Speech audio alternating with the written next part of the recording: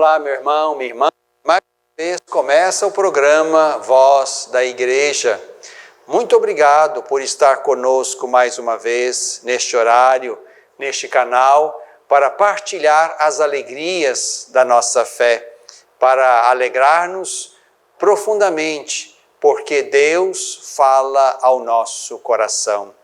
Colocamos os nossos ouvidos na boca de Deus, na sua palavra, a fim de que possamos aprender dele, fazer caminho com ele, fazer história com ele e nele construir o percurso da nossa vida neste mundo. Bebendo da fonte é o nosso primeiro bloco. Vamos mergulhar no texto do Evangelho que utilizaremos na liturgia deste 7º domingo do tempo comum. Vamos lendo o Evangelho. Se você tem aí por perto a Bíblia, vamos aprendendo a usá-la. Tome aí a sua Bíblia, vamos tomar o Evangelho de Lucas, Mateus, Marcos, Lucas, é o terceiro evangelista. Hoje lemos um fragmento do capítulo 6. Lucas, capítulo 6, versículos 27 a 38. Naquele tempo, disse Jesus a seus discípulos: A vós que me ouvis, eu digo, amai os vossos inimigos e fazei o bem aos que vos odeiam. Abençoai os que vos amaldiçoam e orai pelos que vos caluniam. Ao que te bate numa face, oferece-lhe também a outra. E ao que tira o teu manto, não o impeças de levar também a tua túnica. Dá a todo o que te pedir, e se alguém tirar do que é teu, não peças de volta. Assim como quereis que os outros vos façam, fazei-o vós a eles. Se amais os que vos amam, que gratidão esperais? Também os pecadores amam os que os amam. E se fazeis o bem aos que vos fazem o bem, que gratidão esperais? Também os pecadores agem assim. E se emprestais somente àqueles de quem esperais receber, que gratidão esperais? Até os pecadores emprestam a pecadores para receberem o equivalente. Amai os vossos inimigos, fazei o bem e emprestai sem esperar nada em troca. Então a vossa recompensa será grande e sereis filhos do Altíssimo, porque Deus é generoso também para com os ingratos e os maus. Sede misericordiosos, como vosso Pai é misericordioso. Não julgueis e não sereis julgados. Não condeneis e não sereis condenados. Perdoai e sereis perdoados. Dai e vos será dado. Uma medida boa, calcada, sacudida e transbordante será colocada no vosso colo, pois com a medida com que medirdes, será medido para vós. Meu irmão, minha irmã, este belo texto vai ocupar o coração da liturgia da palavra deste domingo. E mais uma vez, então, nos voltamos sobre o terceiro evangelho, o de Lucas, que é o evangelho que lemos neste ano. Situando, então, o texto de hoje dentro de um ambiente, um contexto maior, onde estamos no evangelho de Lucas? Neste capítulo 6 está exatamente o chamado Sermão da Planície, que ocupa alguns versículos do capítulo 6. Desde o versículo 17, que nós lemos na semana passada, até o versículo 49, que haveremos ainda de ler. Então aqui estamos neste sermão da planície. Jesus desce a montanha, para num lugar plano e ali levanta os olhos para instruir os discípulos. Mas é importante, como lhes lembrei na semana passada, perceber o texto imediatamente antes do sermão da planície. É ali que está a eleição dos 12. Portanto, o contexto aqui é um contexto também vocacional. Jesus escolhe os seus 12, nomeia-os, como nós lemos nos versículos 12 a 16, e depois então, diante deles e com eles e uma grande multidão, então Jesus desenha pela sua palavra divina qual é o seu projeto. Onde é que está o cerne da sua pregação e da sua presença?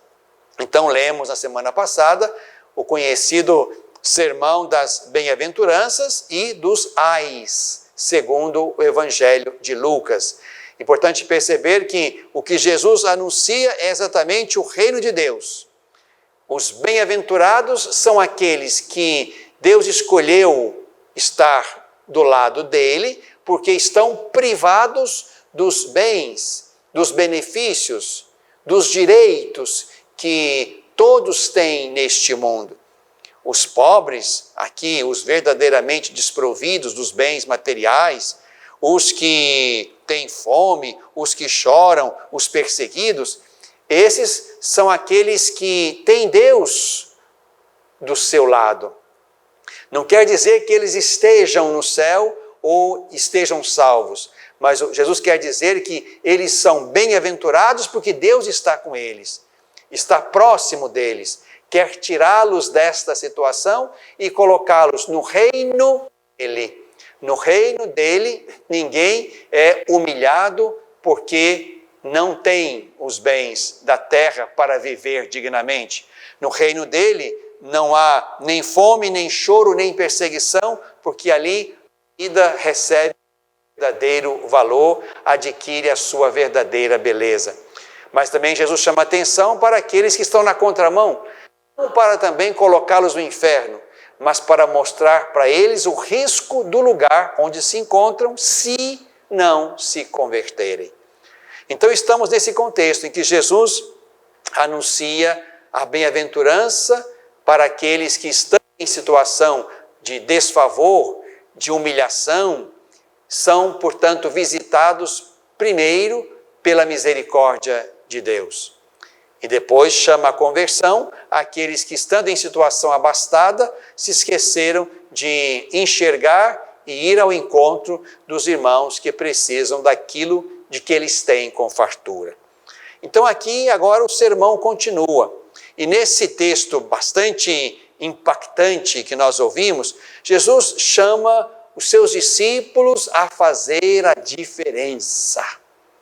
Podemos dizer que aqui usamos duas palavras que poderiam estar uma diante da outra como oposição da outra. O discípulo e o pecador.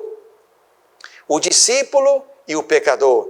Os pecadores também fazem isto ou aquilo. Jesus quer chamar a atenção para que os seus discípulos estejam numa outra perspectiva, com outro olhar, com outro coração, com uma outra postura. Quando Jesus aqui, falando à multidão, convida a todos a amar os inimigos, a fazer o bem aos que os odeiam, a abençoar aqueles que os amaldiçoam, a rezar por aqueles que os caluniam, a fazer pelos outros aquilo que querem que os outros façam a eles, Jesus chama a atenção, portanto, para a presença diferenciada. Os seus discípulos são diferentes do mundo, os pecadores, que agem na lógica do oferecer para receber, do emprestar para ter de volta, do amar para ser amado. Jesus põe os seus discípulos na ótica do reino, onde se dá também aquilo que não se recebe, porque aquilo que se dá faz parte da dinâmica e dos valores do reino, e tem Deus mesmo como autor e como exemplo. Então, e essa é a conclusão daquele convite a agir com diferença, a fazer de modo a impactar, a fazer não na lógica do mundo, mas na lógica do reino, ele conclui: então, a vossa recompensa será grande, e sereis filhos do Altíssimo, porque ele é generoso com os ingratos e os maus. Somos chamados a ir na ótica de Deus. E este versículo 36 certamente é paradigmático, é aqui o ponto de leitura e de interpretação de todo o texto. Sede misericordiosos, como vosso Pai é misericordioso. Lucas é o evangelista da misericórdia.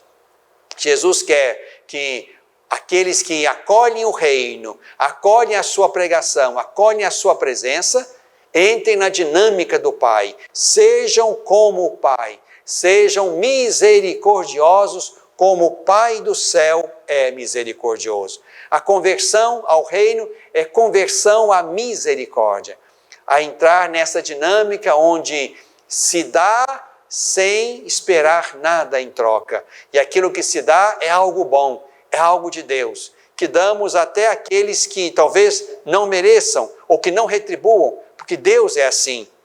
Deus é generoso com os ingratos e os maus. Por isso, meu irmão, minha irmã, Jesus quer que de fato entendamos que seremos bem-aventurados se entrarmos pela via da conversão, na ótica, na dinâmica, no dinamismo do reino de Deus. Esses são os benditos, os bem-aventurados, os santos, portanto, diferentes dos pecadores, que agem com a lógica, com a matemática, com o comércio do mundo, nos negócios, nos afetos, nos gestos, no perdão, e aqui, portanto, estão na ótica da troca de favores, da troca de benefícios. A misericórdia nos leva a fazer mais do que recebemos, a dar o que nós não recebemos de volta, porque Deus é assim. Sede misericordiosos, como o vosso Pai do céu é misericordioso. Bebemos da fonte.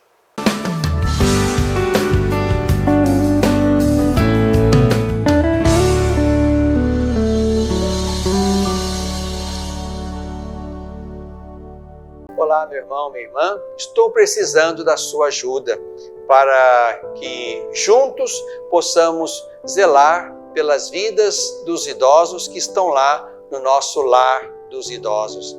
Precisamos da sua ajuda para manter aquela casa. A sua pequena contribuição mensal, fazendo-se amigo do lar, vai nos ajudar a comprar medicamentos, comida, material de higiene, material de secretaria, pagar a folha de funcionários, também aquilo que diz respeito aos gastos mensais daquela casa. Você pode ser, portanto, um amigo do nosso lar dos idosos. Aqui no telefone que está na tela, você pode então ter mais informações de como nos ajudar nessa obra de cuidado da vida. Ajude-nos, é o nosso pedido. Obrigado pelo seu sim.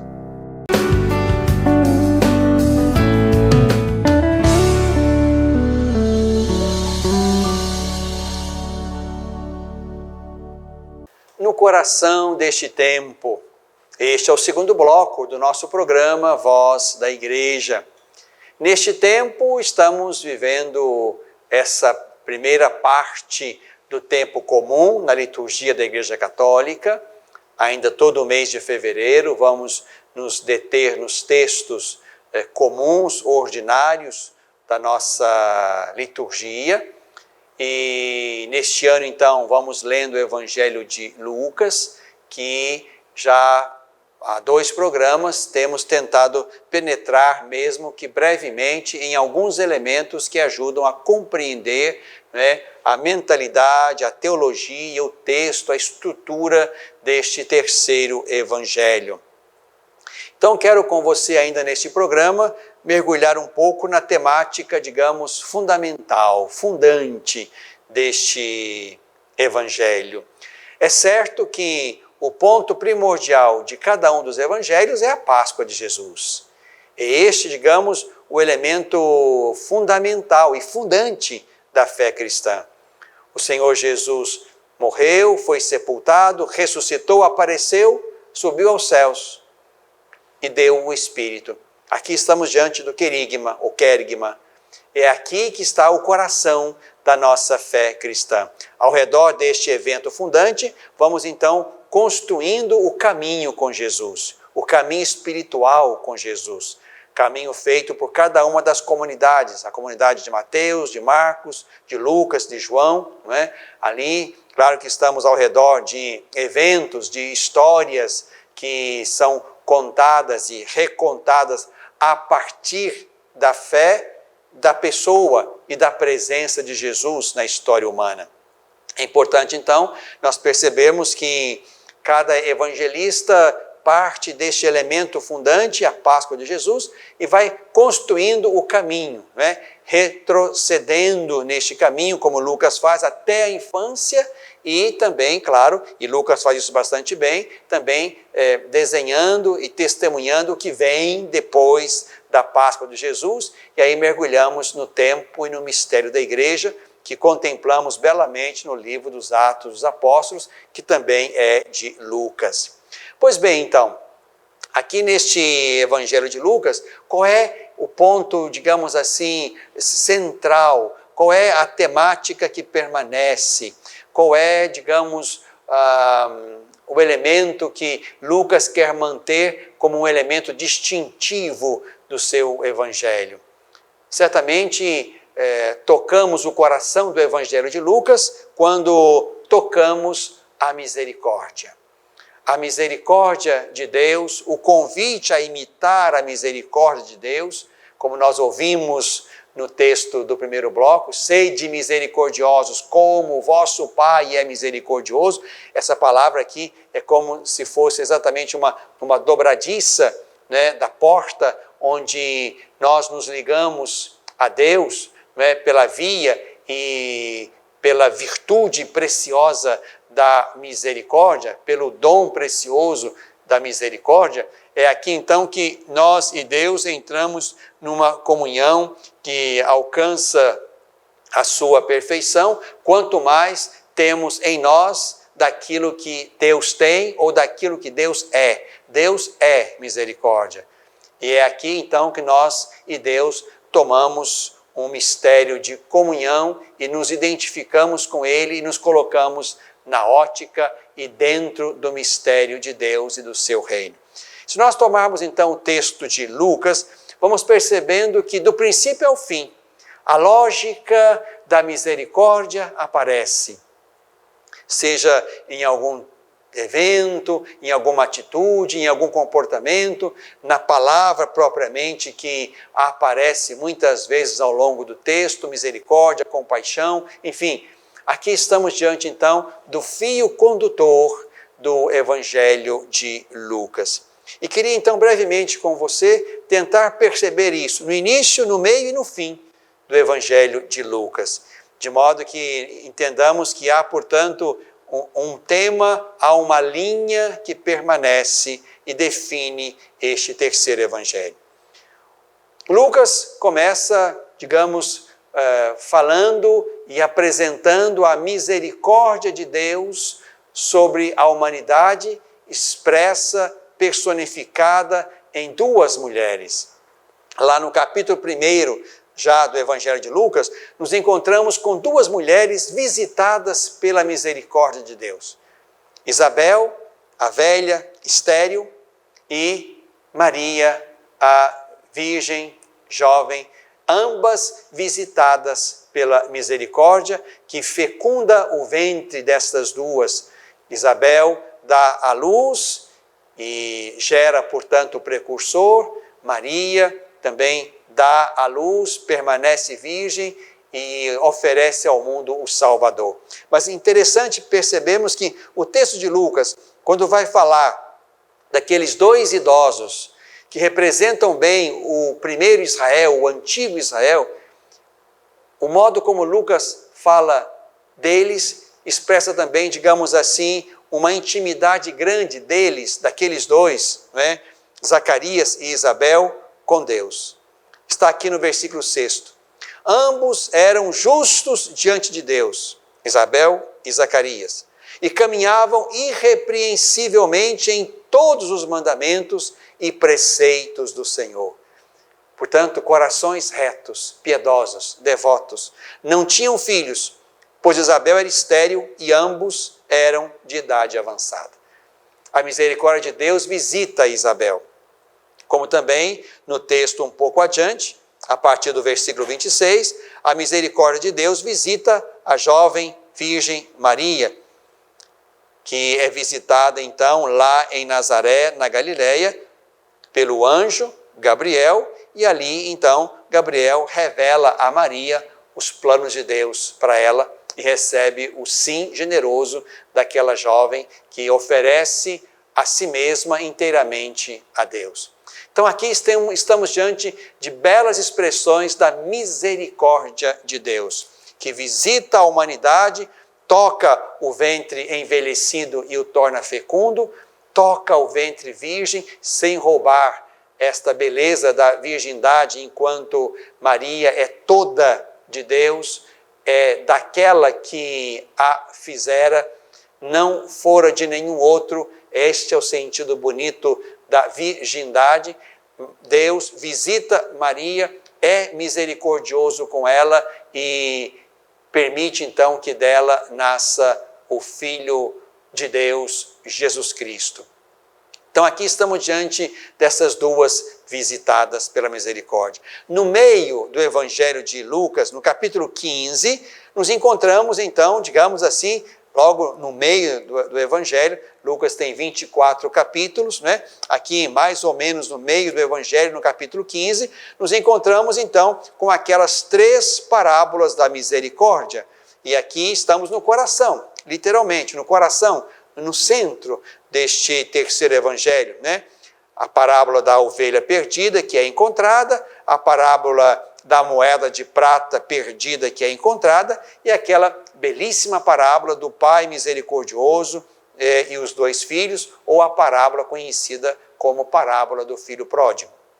Ali percebemos a dinâmica de Deus, que se alegra imensamente por um só pecador que se arrepende, do que por 99 que não precisam de conversão, que se alegra imensamente por um só pecador que se arrepende, assim como a mulher encontra a moeda e fica feliz de ter encontrado aquela que se perdeu, mesmo tendo 9 ainda guardadas. Mas o texto, né, belo, né, significativo do filho pródigo, aqui sim se desenha com profundidade, com beleza, com detalhe, o mistério da misericórdia de Deus, que se alegra com o filho que sai, se arrebenta, se humilha, se estraga e volta para o pai, e o pai faz festa.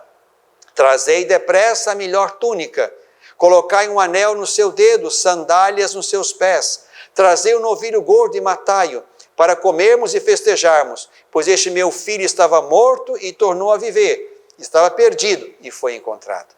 É aqui que Deus manifesta a sua imensa alegria pelo pecador que toma o caminho da volta e retoma, portanto, a convivência com o Pai, para viver do Pai, com o Pai, para o Pai. Não como um empregado do Pai, como o outro filho, como o filho mais velho. Eu estou aqui como um servidor teu e nada me deste. Aquela ótica também não era a ótica certa. Aquele outro filho que ficou lá trabalhando, trabalhou como um escravo e sentia-se como um empregado. O pai insiste para que entre, o texto não diz se entrou, mas o texto manifesta a alegria do pai, porque aquele filho que tinha se perdido, então retorna à convivência, aos cuidados e ao amor do pai. Isso é muito bonito. Aqui estamos no coração do tema da misericórdia. E queria apenas mencionar, lá no final do Evangelho de Lucas, temos aquele belo diálogo já na cruz, Jesus ao meio e 2 malfeitores ou 2 ladrões crucificados do seu lado, e ali Um deles insulta Jesus, o outro reage e de modo muito bonito diz ao seu companheiro: nem sequer temes a Deus, tu que sofres a mesma condenação?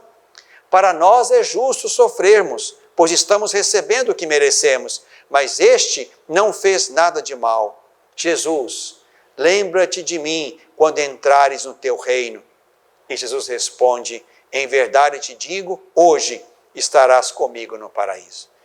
Na última e derradeira hora, Jesus consegue ainda fazer com que aquele homem experimente a misericórdia, arrependa-se da sua história, do seu pecado e abra-se ao novo, abra-se ao reino, entrega-se a quem pode salvá-lo e tirá-lo do aniquilamento da morte.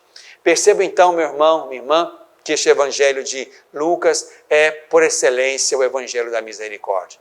É aqui que nós temos que, muitas vezes, nos voltar e perscrutar e ler e rezar, sobretudo quando formos humilhados pelos nossos pecados, porque aqui vamos nos encontrar com Deus que é misericórdia e que nos convida a ser misericordiosos, de modo que, recebendo misericórdia da parte dele, também sejamos misericordiosos com os demais irmãos pecadores que estão conosco no caminho da vida, da história e da missão de cada dia.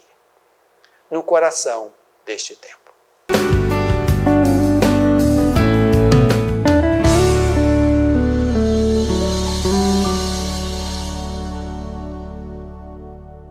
Às vezes, tudo que uma criança precisa para superar uma tempestade em sua vida familiar é encontrar um lar provisório.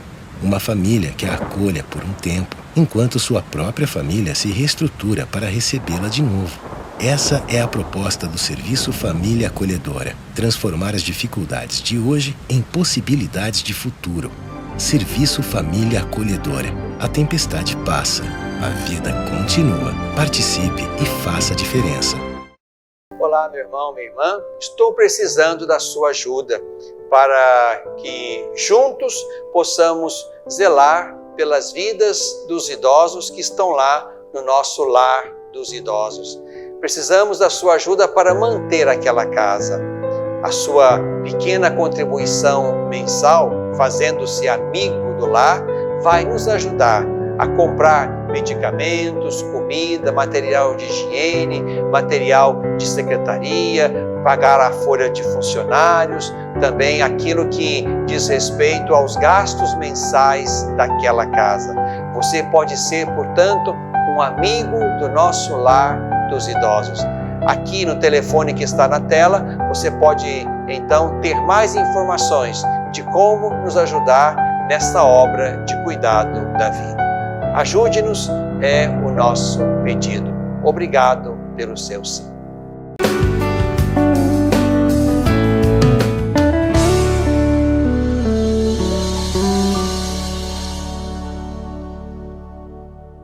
Na tradição da igreja, este é o nosso último bloco, temos muitas coisas para aprender, para retomar, para persistir nelas, para avançar naquilo que ainda podemos, para dar um belo testemunho de que pertencemos a Deus, de que estamos no caminho de Jesus, de que estamos imersos no reino que Ele anuncia e nos convida pela conversão a entrar e a permanecer neste reino, neste tempo e bom que Deus reserva e deseja para os seus.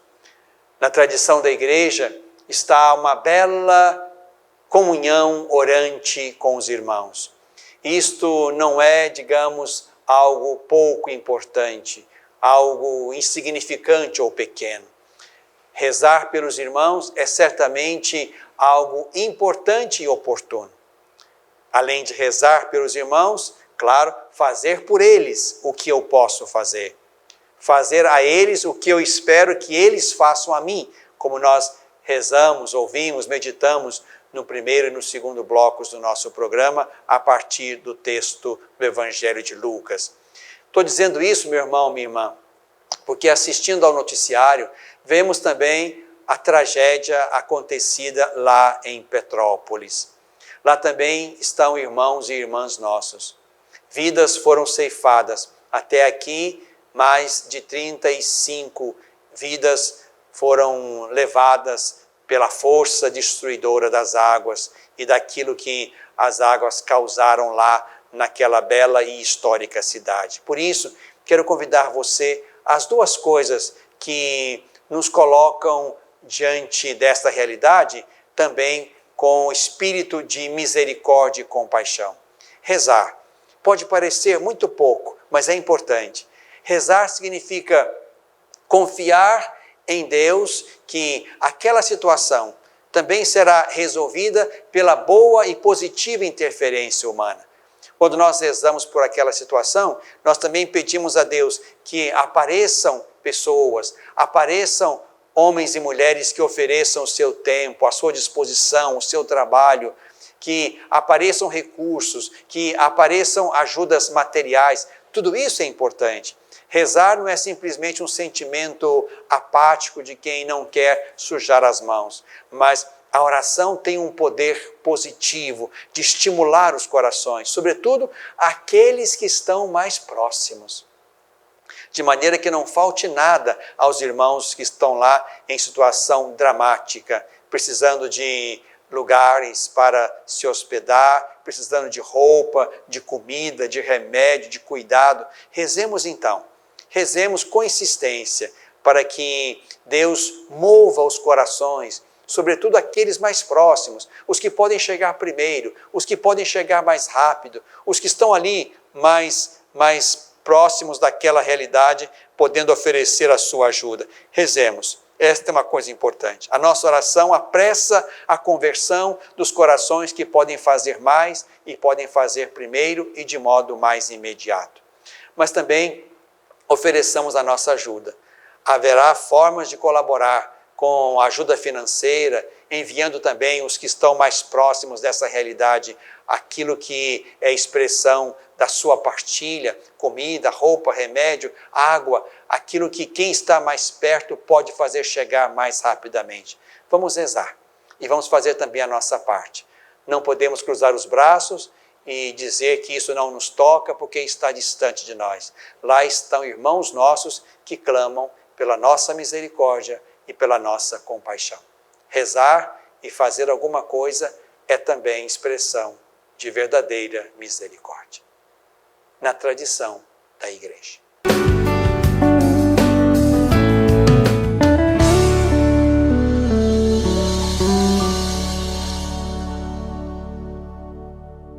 Educar para a vida. Formar homens e mulheres para a plenitude. Uma educação católica. Lembro-me bem, quando era criança, da importância de minha família em toda a minha educação. Aprendi que a fé e a razão, o conhecimento, são bases que se complementam para se formar um ser humano íntegro. Valores e virtudes fundamentais para ser quem eu sou e sempre agir com coração e alma para alcançar os objetivos mais altos. Hoje, na formação de meus filhos, compreendo que educar é, sobretudo, uma obra de amor.